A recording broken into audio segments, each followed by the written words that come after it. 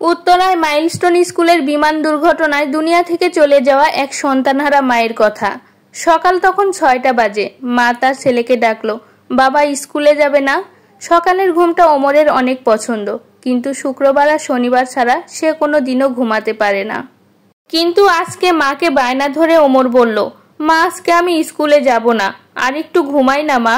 তখন ওমরের মাথায় হাত বুলিয়ে বলল মা, না বাবা, স্কুল বন্ধ করা যাবে না, তাহলে তো পড়াশোনায় পিছিয়ে পড়বে। এত ভালো একটা স্কুল, একদিনও স্কুল বন্ধ করলে দেখবে অনেকটাই পিছিয়ে পড়বে। শত বায়না করে ওমরের কোনো লাভ হলো না। ওমরকে ঘুম থেকে উঠতেই হলো এবং স্কুলে যাওয়ার জন্য প্রস্তুতি নিতে হলো। মা ওমরকে সকালের নাস্তা করিয়ে টিফিন বানিয়ে দিচ্ছে। মা আজকে ছেলের পছন্দের খাবারটাই তৈরি করেছে, টিফিনের জন্য খেতেও দিয়েছে। ওমর যদিও প্রথমে স্কুলে না যাওয়ার জন্য বায়না ধরেছিল, কিন্তু টিফিনে তার পছন্দের খাবারটি দেখে সে অনেক খুশি হয়ে যায় আর মায়ের সাথে স্কুলে যেতে রাজি হয়ে যায়। মা ওমরকে নিয়ে স্কুলে গেল। মা বারবার ওমরের কপালে চুমু খাচ্ছিল। যখন স্কুলে ওমরকে দিয়ে চলে আসবে ঠিক তখনই মা বারবার ওমরের দিকে তাকাচ্ছিল। মা বাসায় চলে আসলো এবং বাসার সব কাজকর্ম করছিল। এর ফাঁকে ফাঁকে পাশের ফ্ল্যাটের ভাবির কাছে গিয়ে বলছিল, ভাবি আজ যেন কেমন লাগছে, একটুও ভালো লাগছে না আমার। কিছুক্ষণ পর পাশের বাসার ভাবির সাথে কথা বলে ঘরে চলে আসলো। তারপর আবারও কাজকর্ম করছিল। আবার একটু পরে ভালো লাগছে না বলে পাশের ফ্ল্যাটের ভাবির কাছেই চলে গেল। ভাবির কাছে গিয়ে আবারও বলছিল, ভাবি আজ আমার একটুও ভালো লাগছে না, জানি না আমার মনটা কেন এমন করছে।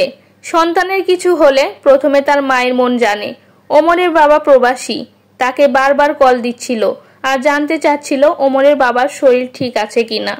এমন করতে করতে ওমরের স্কুলের সময় হয়ে গেল। মা ওমরকে স্কুল থেকে আনতে যাচ্ছে। স্কুলের বাহিরের গেটে দাঁড়িয়েছিল ওমরের মা, আর ওদিক থেকেও ওমরের মনেও অনেক আনন্দ। যেমন ছুটির আগে সকল বাচ্চাদের মনে আনন্দ থাকে, কে জানতো সকল বাচ্চাদের এমন আনন্দের মুহূর্তে এমন দুর্ঘটনা ঘটবে।